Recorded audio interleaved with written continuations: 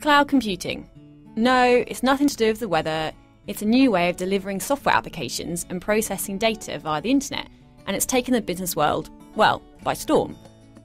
Cloud computing refers to services and applications that are hosted on and accessed through the internet, or the cloud as it's known. You see, how it works at the moment is most software is bought by the IT department, installed on servers at the company's own offices or data centres, and then it's integrated with other software and managed by the in-house IT team. So it goes without saying this can be an expensive and pretty complicated process, and projects often run for months or sometimes even years. The idea behind cloud computing is that instead of doing it themselves, companies can rent an application or service from a cloud computing provider. The customer might not have a clue what kind of hardware it's running on, what country that hardware is even in, or where their data is being stored and processed. All they care about is access to the service.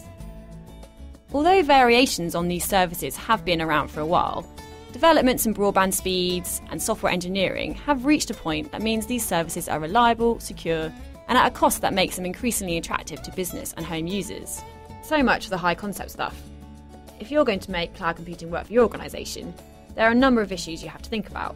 After all, if you're going to rely on the cloud to store data vital to your business, such as sensitive customer information, then you really need to think carefully about making sure you're getting the most out of cloud computing, while still protecting your digital assets. It's really easy to sign up for cloud computing services. All you need is a credit card and you can be up and running in minutes. That's great, but it's also a problem because any end user could be using services not authorised by the business, sending confidential data into the cloud without their bosses or IT knowing about it. Companies need to know what cloud services are being used by their staff and work out whether the usage is in line with company policy. Act quickly to shut down the use of cloud services that could threaten data security or otherwise damage the business. Educate your staff so they understand the implications of using cloud services, but also be on the lookout for clever ideas that staff have come up with for using cloud services and be willing to use these more widely.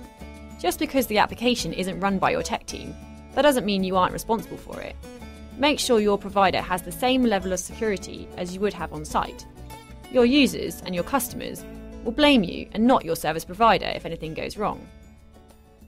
Make sure you have contracts in place which detail the service levels which you will accept, and what happens if those service levels aren't met. Different service levels may be acceptable for different types of application. Make sure you talk to end users to find out which services need to be always available and those that are less core to the business. And make sure you understand the cost structure.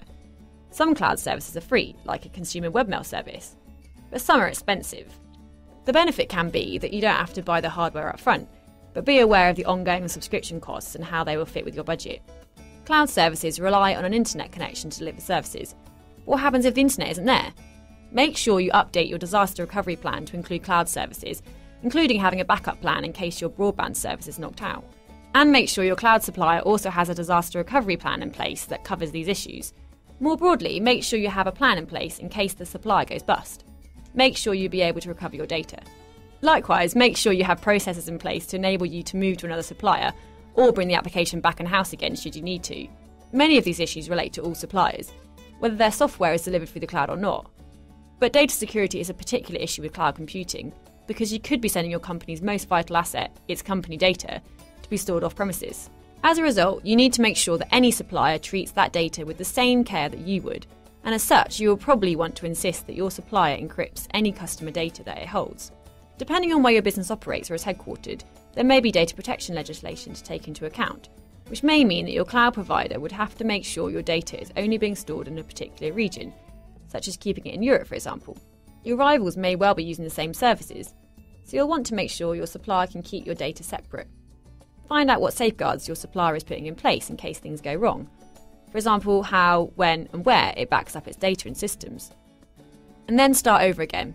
Just because you've been through a checklist once and everything made sense, don't leave it at that. The needs of the business will change all the time, so make sure your policies towards cloud computing can change to match them. But for those companies that seize the opportunity, this cloud could be one with a very shiny silver lining indeed.